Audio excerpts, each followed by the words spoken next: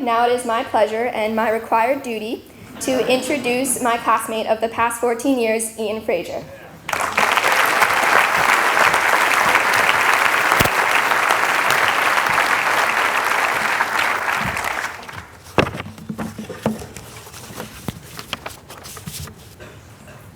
"'Twas the week before graduation, when all through the school, not a creature was stirring, except for the mice that live under the sophomore lounges. The diplomas were hung in Mr. Bacher's office with care, in hopes that everyone had completed their community service requirements. At home, the seniors were nestled all snug in their beds, while nightmares of their second semester grades danced in their heads.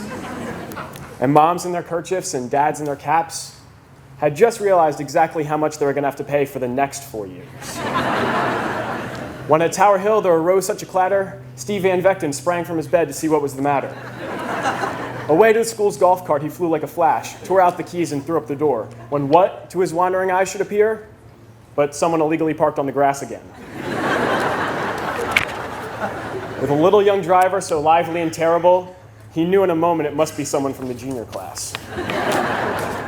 More rapid than eagles into assembly they came, and Ryan Simonton shouted good morning and called the absent students by name. Now Andy, now Michelle, now Barbara and Jane, on Sam, on David, on Pettit and Swain. To the top of the stairs, to the top of the wall. Now go to class, go to class, go to class all. Unless you were late, in which case you need to sign in with Mrs. Andrews.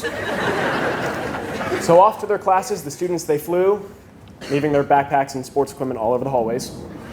And then in a twinkling, I heard an announcement, Dr. Hickey threatening to take away the lounge cushions. As I drew in my head and was turning around, down the hallway, too many students came with a bound. They were dressed very nicely from head to foot, after they'd been reminded to keep their shirts tucked in and skirts at an appropriate length. A bundle of bags they had flung on their backs, and they looked like they had just woken up 5 minutes ago. But their cheeks were like roses, but their eyes, how they twinkled, their dimples, how merry. Their cheeks were like roses with embarrassment after they'd been kicked out of the library. The senior homeroom decorations weren't drawn up like a bow, and Mr. Addis's beard was out of control. Mr. Wasco made a joke about math textbooks, a right jolly old one, and I laughed when I heard it, in spite of the fact that it was tremendously unfunny.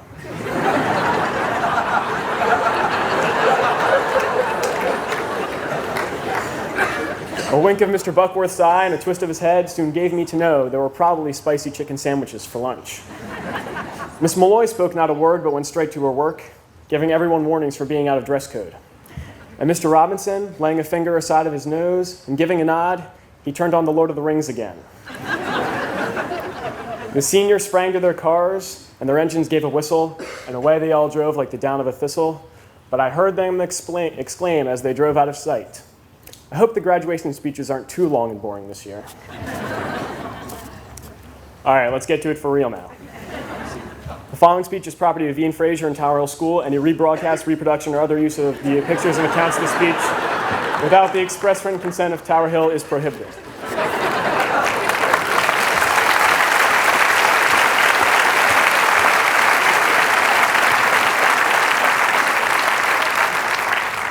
So, although I'm tremendously proud of everything my grade has accomplished here at Tower Hill, I'm not going to pretend that we all got here on our own.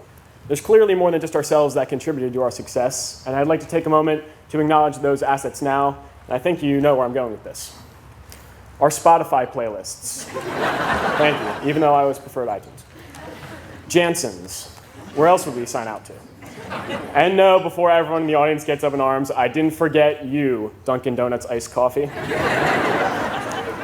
And parents or whatever. No, in all seriousness, we can't thank our parents enough for everything. What can I say about how much parents have done for us that hasn't already been said by those same parents all the time?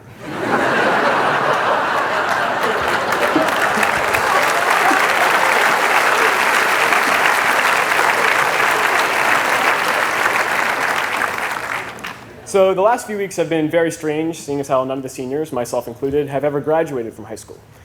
When I was first elected to do this speech, for which I'm very grateful, one of my classmates approached me and asked me if I was going to run down a list of highlights from the class of 2015's career at Tower Hill. Now, it took me some time, but I think I settled on a few of my favorite moments. Who could forget the time when Colby Banbury dressed up as a genie and pretended to grant wishes throughout the school day? Or when Carolyn Ward got lost at the flower market and had to make an announcement over the loudspeaker to be found.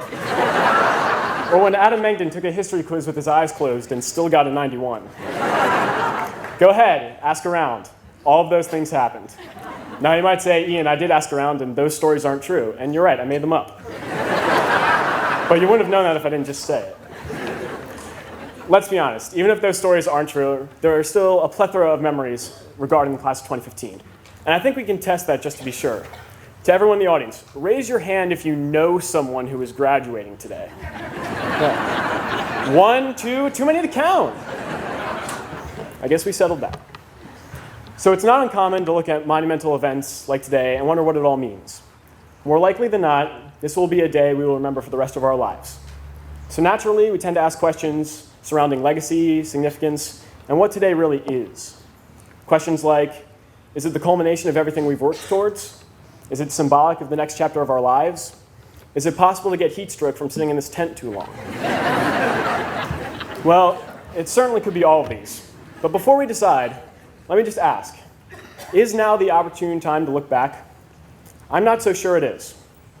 While thinking about this, I was drawn to a quote from American Beauty, my 4th favorite movie of all time, said by Lester Burnham, my 7th favorite movie character of all time, portrayed by Kevin Spacey, my 9th favorite actor of all time. When Lester is looking back on his life after his unfortunate death, he tells the viewer, sometimes I feel like I'm seeing it all at once, and it's too much. My heart fills up like a balloon that's about to burst. And then I remember to relax and stop trying to hold on to it. And then it flows through me like rain, and I can't help but feel anything but gratitude for every single moment of my stupid little life. You have no idea what I'm talking about, I'm sure, but don't worry, you will someday. So my advice is this. Let's all slow down with trying to put everything in perspective. We live in an era where people want answers to everything immediately. An era when, sadly, people get disgruntled if we don't respond to their text messages within 3 minutes. So instead of spending time thinking about our legacy, let the moment flow through you like rain, and eventually you will find answers. Predicting legacies is difficult. We don't know exactly where the current San Francisco Giants will rank among history's best baseball teams. Probably near the top. Similarly, I can't stand here and tell you for what exactly the class of 2015 will be remembered. But I do know this.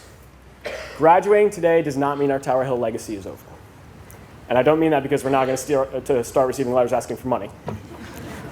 What I'm saying is, even after we grab our diplomas, even after we pose for thousands of pictures in about half an hour and post them on Instagram with a caption we think is philosophical, even after we pack our bags and leave for college, we cannot forget the school that made it possible. The school that gave us the opportunity and set us on the path. The school that is now ready to let us go because they know it's our turn. So even if you're counting down the moments to when you grab your diploma and you become an alumnus, try to pick out one moment to reflect on. A moment where you felt truly happy and at home here at Tower Hill. And if you can't, here are a few images that might help. Turtleneck Tuesday, Project Guan, Did Dinosaurs Breathe Oxygen? Mega Table or Mega Desk, The Gnarly Scoopers, Times That Were Good, The Stick Game, Poe for 3, Holding Hands at Tree Trim, Hashtag Tim Shell, Pienza and Me, Meditating in Study Hall, Realizing East of Eden was actually pretty good, Snowball, Peekaboo Snowball, Star Lab, The Outdoor Fun Octave, Breaking a Tooth, The Bean Dip Contest, When the Greens Won Field Day, I've the Albatross, Hearing Firework at Moving Up Day, A Forged Detention Slip, What was Caputo trying to say? Bro Sidon, Touching the Clock in the Cafeteria, The Vuvuzela Soccer Game, everything is moving in fast motion. And if you remember anything from your time at Tower Hill, remember PivNert, the ideal gas law from chemistry class. It's probably going to be important. Or remember something that's completely yours. So we come to the end at last. As the credits roll on our time as Tower Hill students, I can't help but end this speech on my most sincere note yet. Thank you to the people who supported us, encouraged us, and urged us to be better.